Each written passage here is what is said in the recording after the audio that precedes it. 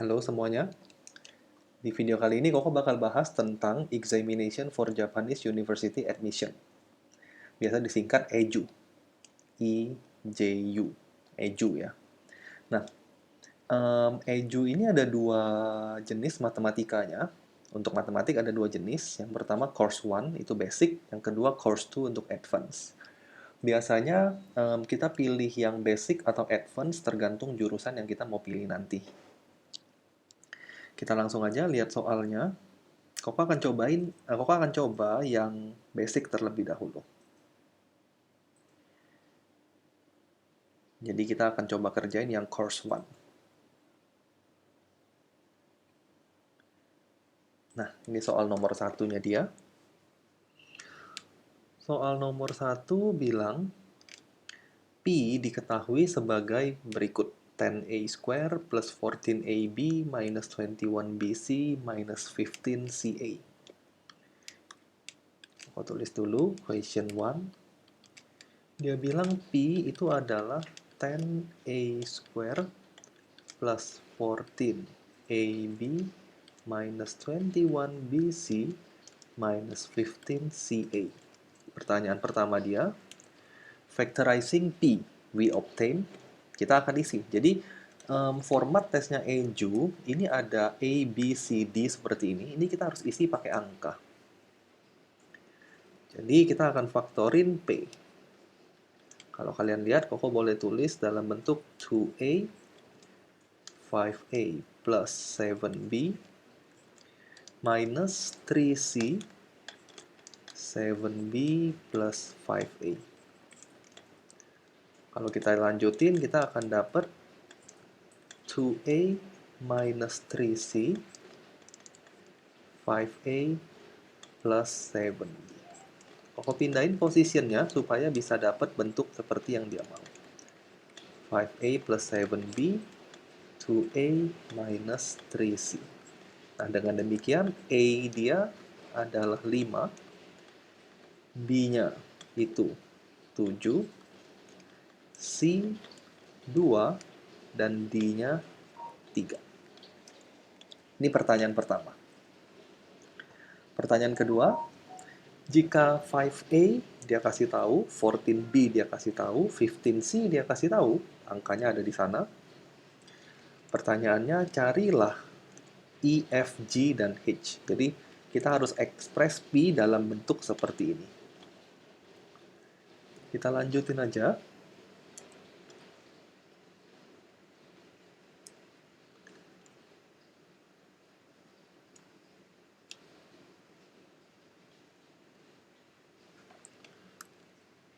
Pertanyaan keduanya,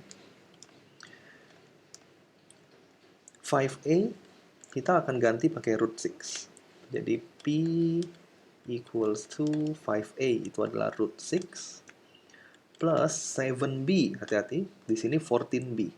Kalau kita punya 7B berarti setengahnya. Setengah dari root 2 plus root 3 minus root 6 times 2A. Infonya adalah 5A, jadi kalau 2A ya 2 over 5 dari root 6. 2 over 5 dari root 6 minus 3C. Infonya adalah 15C. Jadi 3C adalah kita bagi dengan kali 5 ya, kali 5 bagi 5. Jadi 1 over 5 root 12 minus root 8. Nah, simplify expression ini, kita akan dapat E, F, G, dan H-nya. Jadi kalau Koko simplify, root 6 minus half root 6, kita dapat half root 6, plus half root 2, plus half root 3. Bagian ini kita akan dapat 2 over 5 root 6 minus root 12, kalian ubah dulu. Root 12 ini adalah 2 root 3. Jadi kita bisa tulis 2 over 5 root 3. Ini sama, root 8 Ini adalah 2 root 2. Kaliin sama minus 1 over 5, kita dapat plus 2 over 5 root 2. Nah, terakhir kita tinggal ekspansiin, tapi sebelum diekspansiin, Koko akan factorize dulu setengah dan 2 over 5-nya. Jadi 1 over 2 times 2 over 5 kita kedepanin. Sisanya Koko akan atur. Jadinya root 6 plus root 2 minus root 3, plus root 3. Ini juga sama, root 6 plus root 2 minus root 3. Kita dapat 1 over 5. Ini ubah bentuknya jadi A plus B, A minus B. Jadinya A square minus B square. A square minus B square. Supaya nggak susah waktu kita simplify. 1 over 5, tinggal di square, kita akan dapat 6 tambah 2 root 12 plus 2 minus 3. Kalau lanjut lagi, sedikit lagi, ke sini aja ya. 1 over 5, 6 plus 2, 8 minus 3, itu 5. 5 plus 2 root 12. 2 root 12 itu bisa disimplify jadi root 12 itu 2 root 3 ya. 2 times 2, 4. 4 root 3. Terakhir kita akan dapat 5 plus 4 root 3 over 5. Dengan demikian, E kita dapat 5, F kita dapat 4, G kita dapat 3, H kita dapat 5. Nah, ini pertanyaan dia yang bagian kedua. Ada satu lagi pertanyaan, and hence the greatest integer less than P is I. Nah, berapa greatest integernya? Integer itu bilangan bulat. Kita sudah dapat tadi, kalau lanjut ke sini, P itu adalah 5 plus 4 root 3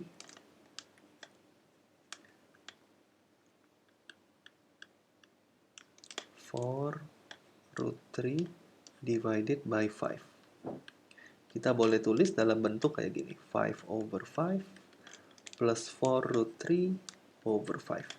5 plus 5 over 5 itu 1, 4 over 5 itu 0.8 times root 3.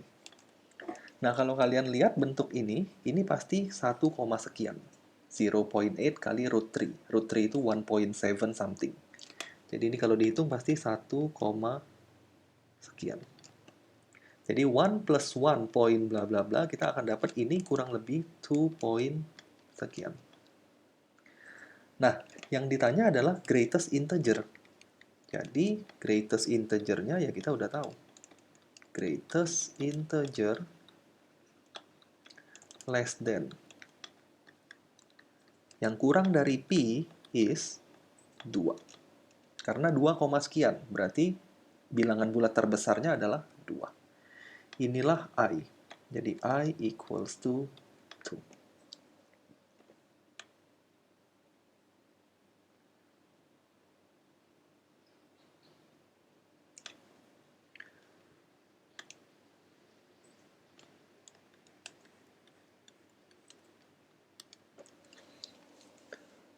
Lanjut ke pertanyaan kedua.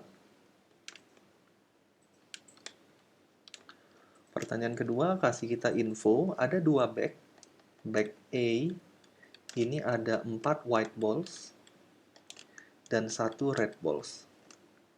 Di mana bag B, itu ada 2 white balls sama 3 red balls. Pertanyaannya atau info lain, dia bilang 2 bola akan diambil simultaneously out of bag A, then 2 balls are taken simultaneously out of bag B. Jadi kita akan ambil 2 bola dari bag A secara bersamaan, kemudian ambil 2 bola lagi dari bag B secara bersamaan. Pertanyaan yang pertama, hitunglah peluang 2 bola terambil dari back A dan satu bola putih dan satu bola merah terambil dari back B. Jadi pertanyaan pertama dia, waktu kita ambil bola dari back A dapat dua-duanya putih. Jadi dari 4 white kita dapat 2. Bisa dihitung dengan cara 4C2.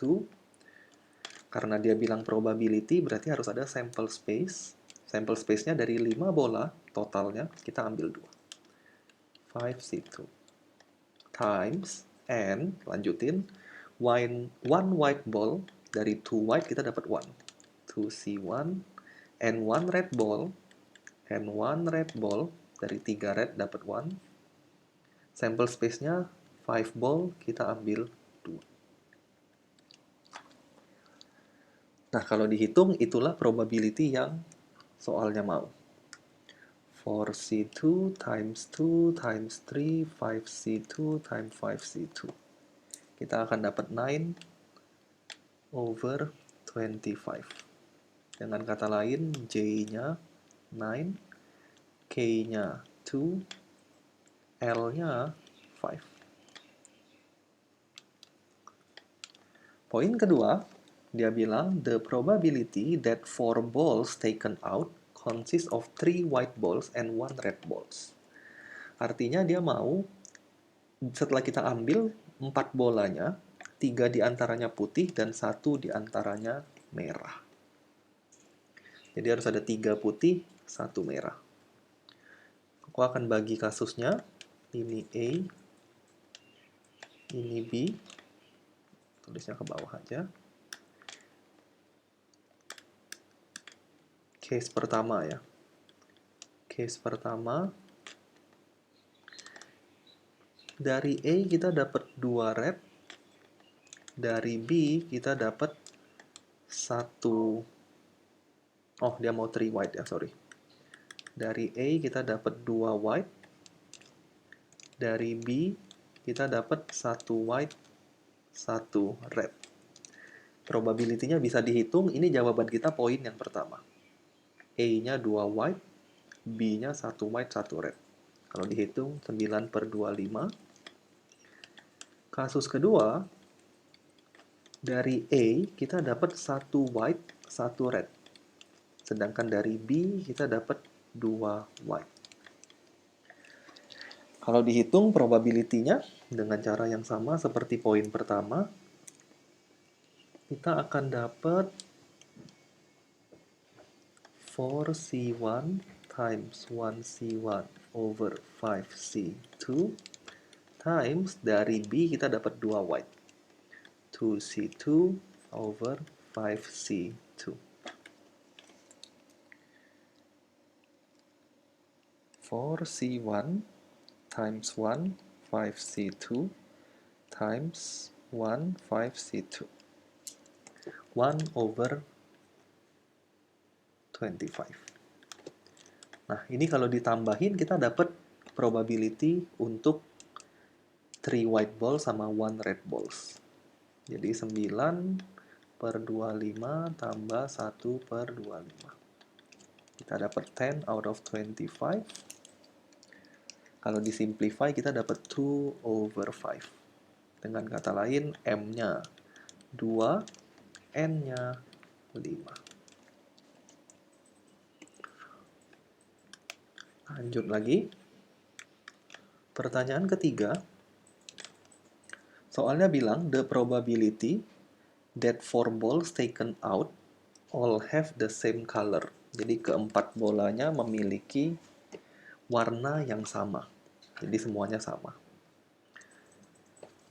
Dari soalnya, kemungkinannya kita akan dapat semuanya putih. Semuanya putih. Jadi dari A dapat 2 putih, dari B dapat 2 putih. Nggak mungkin dapat 4-4-nya merah. Karena di tas atau di bags yang A cuma ada 1 red. Kalau kita ambil 2 pasti 1 red atau 1 white. Nggak mungkin dapat dua-duanya red karena cuma 1. Jadi case ketiga ini dia maunya semuanya same color. Berarti semuanya harus white. A-nya kita dapat 2 white. B-nya kita juga dapat 2 white. Kalau dihitung probability-nya, tadi A-nya ada 4 white. For C2, sample space-nya 5C2. B itu white-nya ada 2. 2C2, sample space-nya 5C2. Kalau dihitung, 4C2 over 5C2 times 1, 5C2. Kita dapat 3 out of 50. Dengan demikian, O itu adalah 3, P itu adalah 5, Q adalah 0. Pertanyaan keempat dia bilang, the probability that the 4 balls taken out, 2 or fewer are white. Jadi dia pengen probability 2 atau kurang dari 2 itu adalah white. Jadi white-nya boleh 2, ini totalnya ya. White-nya boleh 2, white-nya boleh 1, white-nya boleh juga tidak ada. Nah, untuk cari probability ini, kita bisa pakai komplementnya aja. 1, total probability 1, dikurang white-nya 3, dikurang juga dengan white-nya 4. Kenapa kok pakai komplement? Karena kita udah hitung white-nya 3 dan white-nya 4 itu berapa di pertanyaan sebelumnya. White-nya 3 ada di pertanyaan yang poin kedua. Totalnya 2/5 probability-nya. White-nya 4 itu sudah ada di pertanyaan ketiga, yaitu 3/50. Kalau kita hitung, kita akan dapat hasilnya adalah 27/50. Dengan kata lain, R-nya 2, S-nya 7, T-nya 5, dan U-nya 0. Ini untuk nomor kedua. Kita lanjut lagi ke soal berikutnya. Soal berikutnya ini udah masuk ke section 2 ya. Jadi dia ada beberapa section untuk Eju. Jadi ada section 1, tadi soal pertama kita dimulai dari section 1. Section 1 sendiri ada question 1, ada juga question 2, soal probability kita yang barusan dikerjain. Sekarang kita masuk ke section yang 2, section 2, mulai dari question yang pertama. Soalnya bilang, consider ada 2 bentuk parabola. Parabola yang pertama, dia kasih nama L, equation-nya dia udah kasih, yaitu y equals to ax square plus bx, 2bx plus c. Ini parabola L. Ax square plus 2bx plus c. Kemudian parabola yang kedua, itu dia kasih nama M, yaitu y equals to a plus 1x square plus 2b plus 2,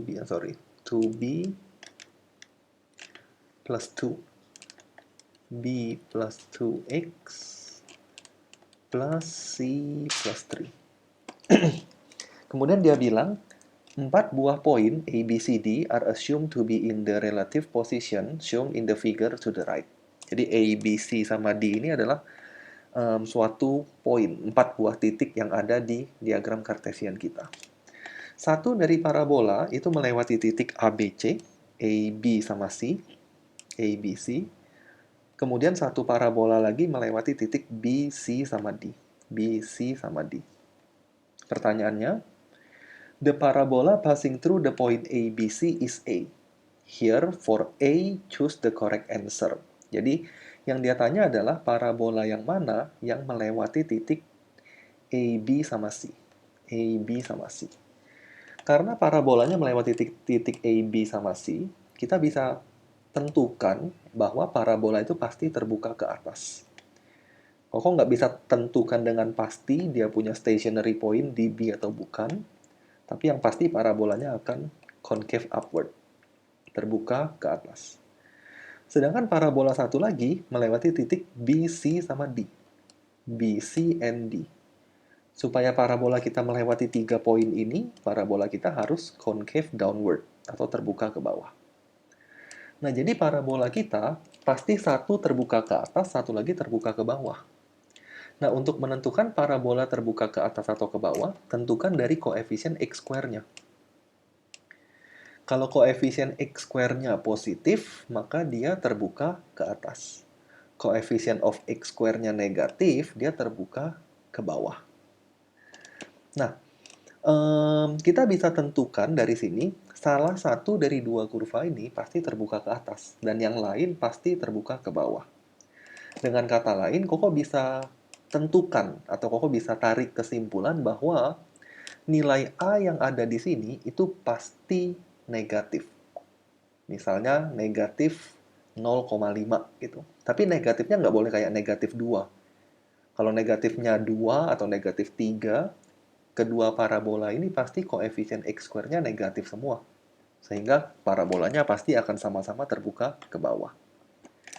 Jadi dari sini Koko akan tentuin nilai A itu pasti di antara negatif 1 sampai 0. Supaya apa? Supaya salah satu parabola terbuka ke atas dan parabola lain terbuka ke bawah. Nah, karena nilai A-nya negatif 1 sampai 0, maka parabola yang terbuka ke atas, yang melewati titik A, B, C, itu adalah parabola M. Jadi poin pertama kita, A itu adalah nomor 1, atau parabola M. Jadi Koko sekalian tulis keterangan di sini, parabola L ini akan melewati titik BCD, passes through B, C, sama D. Sedangkan yang ini akan passes through A, B, sama C. Lanjut ke soal kedua. Soal kedua dia bilang, since both parabola passes through the point B and C, the x-coordinates of B and C are the solution of the quadratic equation ini. Jadi kita mau cari quadratic equation-nya untuk mencari titik B dan C. Kita cukup equate equation-nya, y equals to y.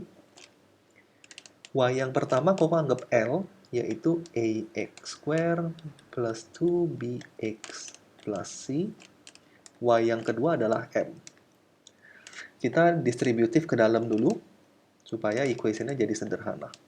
Ax square plus x square plus 2bx plus 4x plus c plus 3. Ax square bisa habis, 2bx bisa habis, c sama c bisa habis. Kita akan dapat 0 equals to x square plus 4x plus 3. Dengan demikian, B-nya kita tahu, B-nya itu 4, kemudian C-nya adalah 3. Jadi B itu adalah 4, C itu adalah 3.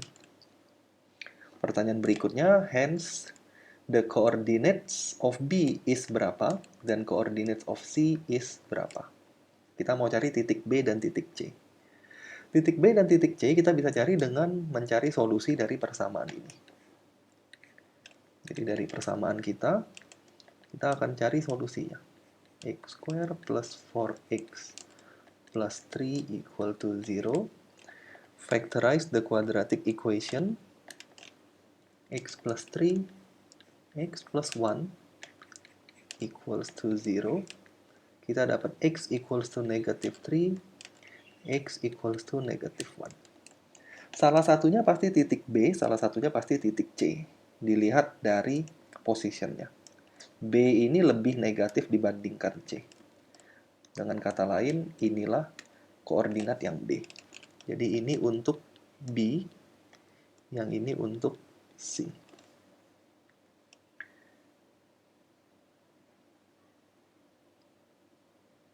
Berarti kita bisa tahu B itu DI ya. Jadi DI-nya adalah negatif dan 1. negatif 3 maksudnya. DE itu negatif sama 3, FG ini adalah negatif 1. Ini pertanyaan yang kedua. Pertanyaan yang ketiga, in particular, we are to find the value of A, B, and C. Jadi kita sekarang akan mencari nilai A, B, dan C. When AB equals to BC, and CO equals to OD. AB equals to BC, CO equals to OD. AB equals to BC, dari sini kok bisa dapat kesimpulan bahwa X koordinat dari B itu adalah line of symmetry dari parabola yang melalui titik ABC. Parabola yang melalui titik ABC adalah parabola M tadi. Kita lanjut pertanyaannya. Since two points C and D are symmetric with the respect to the y-axis, titik C dan D itu adalah simetri terhadap sumbu y, maka kita bisa dapat nilai B-nya. Soalnya bilang seperti itu. Jadi kalau mau lanjut ke sini,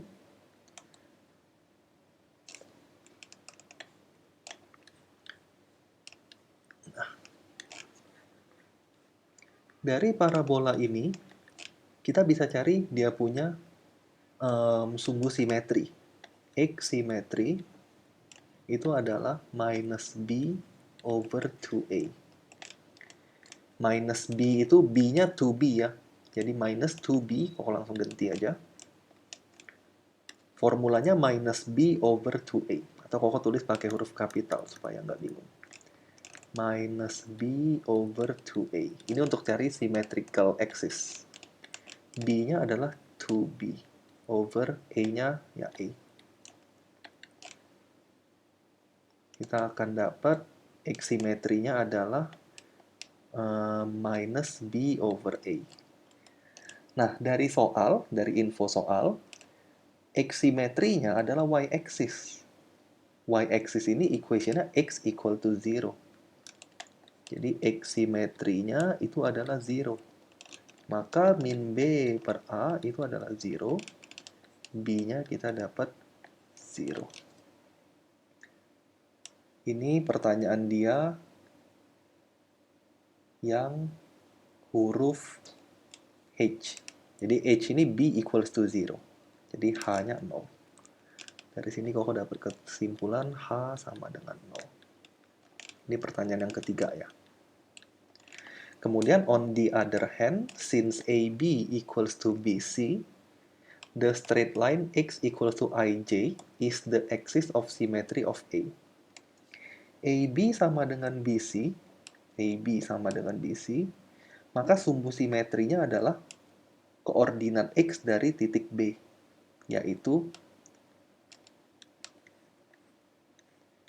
min 3. Jadi jawaban kita untuk letter I sama J itu adalah negatif dan 3.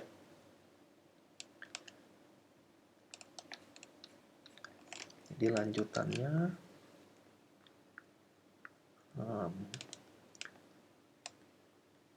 I-nya itu adalah negatif.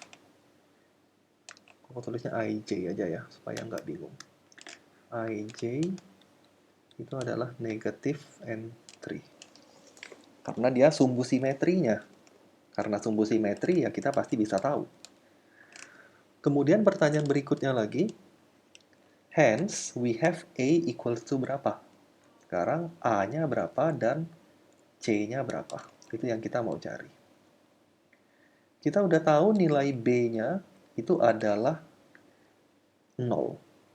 Jadi kurva M kita sekarang bisa disimplify menjadi, ini nggak ada minus,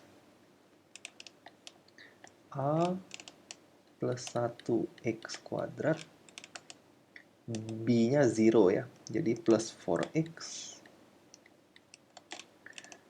plus C plus 3. Kemudian kita juga udah tahu kalau dia punya sumbu simetri itu adalah min 3. X sim equals to minus B over 2A equals to minus 3. Minus sama minus bisa di cancel out. B-nya 4 over 2 times A equals to 3. Dari sini tentu saja kita bisa dapat nilai dari A-nya. 2 over 3 equals to A plus 1. A-nya kita dapat negatif. 2 per 3 min 1 ya, min 1 per 3. Dengan kata lain, K-nya itu 1, L-nya itu 3. Terakhir, kita mau cari nilai dari C. Nilai dari C itu berapa? Koko tulis dulu equation M-nya supaya lebih jelas. M itu berarti Y equals to E-nya min 1 per 3. Min 1 per 3 tambah 1. Kita dapat 2 per 3. X square plus 4X plus C plus 3. Nah, kita sudah tahu kurva M ini melalui suatu koordinat. Kurva M itu melalui koordinat A, B, dan C.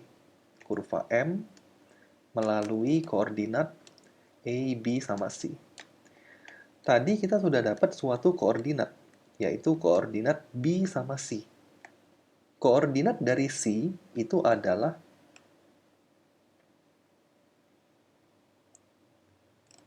min 1, 0, Y-nya 0. Kok nggak pakai B? Karena kita harus cari Y-nya nanti. Tapi C kita udah tahu Y-nya, yaitu 0. Jadi koordinat C kita udah tahu. Min 1 sama 0. Nah, karena kurva M melalui titik C, kita substitute aja. Koordinat C to curve M. Nanti kita bisa dapat C-nya berapa. Y-nya 0. X-nya min 1. 2 per 3 kali min 1 kuadrat tambah 4 kali min 1 tambah C plus 3. 0 sama dengan 2 per 3 min 4 tambah C plus 3. Nanti kita akan dapat C-nya. Min 4 tambah 3 min 1. Min 1 pindah ruas jadi 1. 1 dikurang 2 per 3, 1 per 3.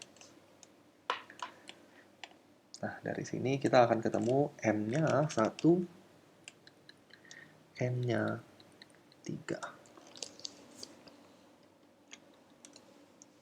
Nah, ini untuk pertanyaan yang pertama dari section yang kedua.